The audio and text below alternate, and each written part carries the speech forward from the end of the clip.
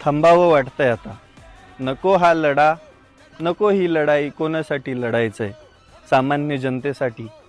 ती कुठे पाठीशी उभे राहते तेव्हा? प्रत्येकाला आपापलं पडलेलं आहे. मग आम्ही समाजासाठी लढत असताना कशाला स्वतःला एवढा त्रास करून घ्यायचा आहे? आत्तापर्यंत कधीच माघार घेतलेली नाही, भविष्यात कधी घेईल असंही वाटत नाही.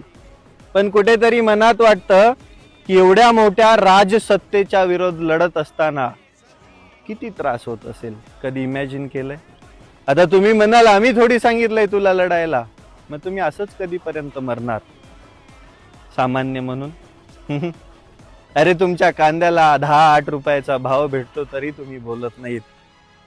तुमच्या केळीच्या बागा शेतातल्या शेतात उद्ध्वस्त होतात, तिथल्या तिथे सडून जातात तरी तुम्ही बोलत नाहीत. ऊस घातल्यानंतर त्याचे हप्ते चातक पक्षासारखं पावसाची वाट बघत बसल्यासारखं पैशाची वाट बघत बसता तरी हप्ते तुमच्या खात्यावर पडत नाही, तरी तुम्ही बोलत नाही.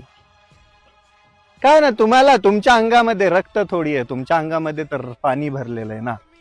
तुम्हाला चंद गद्दार राजकारण्यांची गुलामी करायची सवय लागलेली आहे.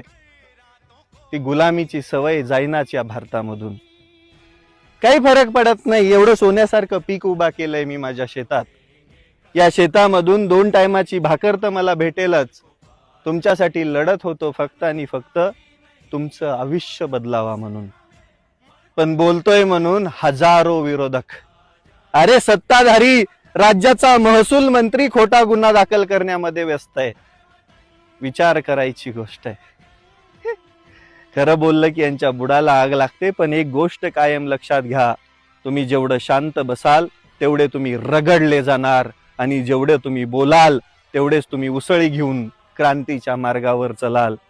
बाकी तुमचा निर्णय आहे.